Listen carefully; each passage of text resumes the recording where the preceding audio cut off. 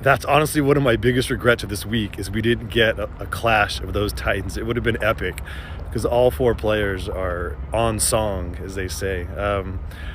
But it's a problem with blind pairings. But yeah, it would probably go down to 18, and who knows? But I would expect Rahm to make a 40-footer to win it because that's what this guy does. What a performance! And but DJ's been just as good, and Morikawa. I mean, yeah, it's been a pleasure to watch all four of those guys. Yeah, JT's been a little over the top. It's been, he hasn't played his best. He's had some moments for sure. And I think some of that is frustration. He wants to be the guy. He wants to be the man. And it's hard to do that when you're scuffling. So, and then part of that's just his personality. I mean, he's fiery out there. So I'm not going to begrudge anyone for getting into it at the Ryder Cup. But it does feel a little over the top.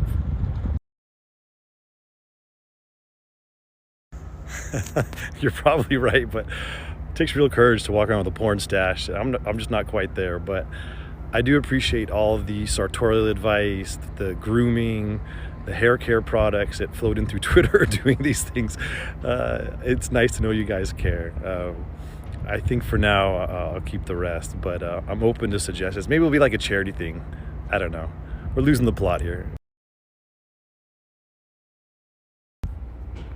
Tiger's back in Florida. Yeah, the famous Whistling Straits goats who help eat the grass. They must have corralled them because it was just too much pandemonium out here. They should let them loose for singles. That would be fun. And honestly, we're going to need something to entertain us because it's going to be a slog tomorrow. So poor goats. I don't know where they are, but are they sheep? They might be sheep. Anyway, whatever. They're hooved, they eat grass, and they're cute, but they're not here this week.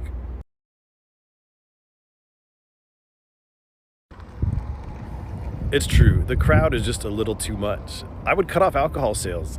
You can actually go to a golf tournament and not drink beer. It's possible. I know it can be done. And that would just take that 1% Yahoo factor away. And be loud, be partisan, be even a little crazy, but be respectful. And there's been too many instances where the fans are bothering the European players over the ball. And it's just not a good look for the US or for Wisconsin. So yeah, no beer.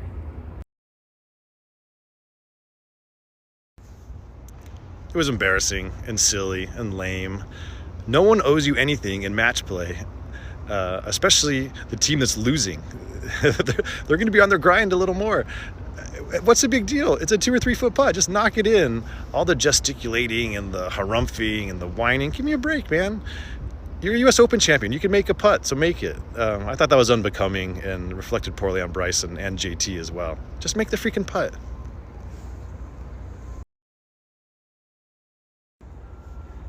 Yeah, I'm beat. The Ryder Cup is a war of attrition, and that's just in the press room. I mean, it's dawn to dusk. The days are long. It's a very difficult golf course to walk. The players obviously feel it too. I mean, fatigue is a factor for sure. You'll see some tired legs out there. I'm talking about the reporters, not the players. But yeah, them too. All the cookies, all the Wisconsin beer, the cheese curds. I'm feeling it, man. I need a good night's sleep. But thanks for asking.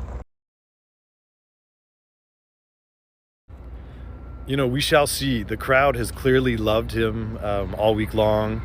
It's fun to watch him attack this golf course. I mean, it really is. And, I was out there following his matches this afternoon, and all the players who, were done or were benched, they were cheering lustily for him. I think this has been a big week for Bryson to rebond with some players. Whether the crowds will start throwing the Brooksies at him again, we shall see. But for sure, this has helped Bryson in his image rehab.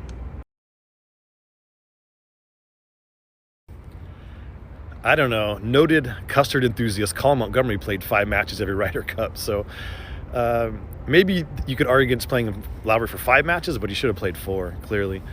A Euro writer told me, actually an Irish guy, said that he thinks Lowry's close friendship with Harrington worked against him, that Pudrick was afraid of showing favoritism and actually might have treated him differently if they weren't mates. So take that for what it's worth. But yeah, clearly we needed more Lowry. Yeah, Shane Lowry's the man. I'm so happy he made that putt in the last hole. He deserved that. He played great all day. He brought so much energy and fight and fun to the Euro side. And, of course, it's a shame he didn't play more. That will be second guessed. But again, Shane Lowry's not going to score 14 points on his own this week. So I'm glad we got to enjoy him. I hope he gets a good draw in singles and brings it, and we get to enjoy that jovial, great play. Yes, it was always a long-term prediction. I always knew the U.S. was going to dominate the Ryder Cup in the long run. Paris, admittedly, a bad start, but that was an aberration. I mean, you look at the youth of this American squad. All the Euro legends are aging out. There's not nearly as much talent in the pipeline. You have Phil and Tiger coming up as galvanizing captains. I really am afraid that the Ryder Cup's going to get very boring here for the next decade. Sucks to be right.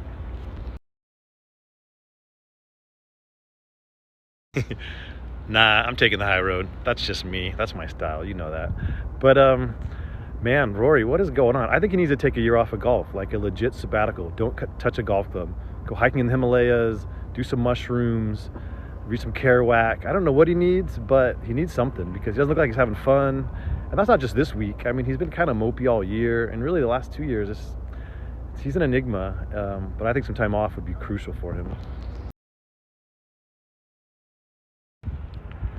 That was ridiculous and embarrassing for Koepka, and I don't know what his deal is. I guess he just wants to be like golf's tough guy, but it doesn't come off very well, especially when you're playing crap.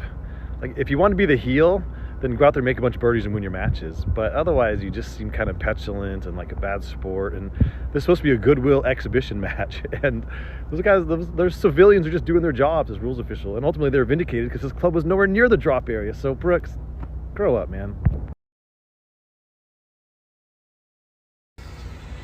Oh, they're out there. I've been chatting it up with Freddie and Zach Johnson and Phil and Davis Love. I mean, they're big presence as cheerleaders and as tacticians, and that's interesting. The cameras haven't caught him, because Phil is a huge focus of the gallery. Everywhere he goes, people are shouting his name. Freddie too. Everyone loves Freddie. So yeah, they've had quite a presence inside the ropes with the players. Even if it's not shown on TV, that doesn't reflect the nature of their involvement.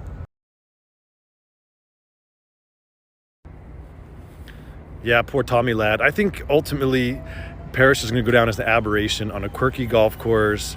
Tiger was exhausted. Furyk made a bunch of bad picks and was cowed by his Hall of Fame contemporaries that kept throwing Tiger and Phil out there. But the reality is, the U.S. won in 16. They're going to win tomorrow. They're going to win 4 or 5 of the next 5 or 6. And Paris was just a weird little thing. And Fleetwood caught some magic, but it's gone now. A lot of questions about Rahm. If not Jordan, how about Daniel Berger? Kind of a scrapper who would enjoy the fight, and maybe not someone you're definitely counting on to get you a point. So if he loses, it doesn't hurt so much. Maybe Bryson, because he could irritate Rahm, and if he has a great day with the driver, he could overpower the golf course and make 10 birdies and beat him. So I like any of those guys. I wouldn't waste a DJ or Morikawa, because Rahm could be, Ben Hogan right now.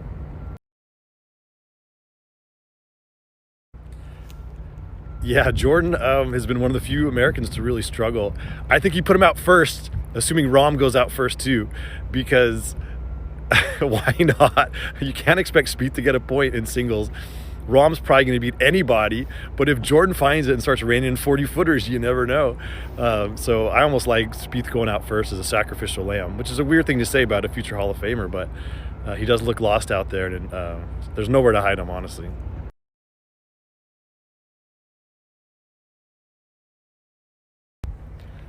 Yeah, Paul Casey is a great bloke, and that's one of the hard things about the Ryder Cup, is seeing him and Tommy Fleetwood just getting their teeth kicked in and moping around, and other guys you like, and 103 weeks out of between Ryder Cups you root for, but it's an unforgiving format, and Casey hasn't delivered. Neither has Fleetwood. Neither have some other likable dudes, but that's just the way it goes. The Ryder Cup. Well, it's certainly a changing of the guard, and hallelujah if you're a U.S. fan.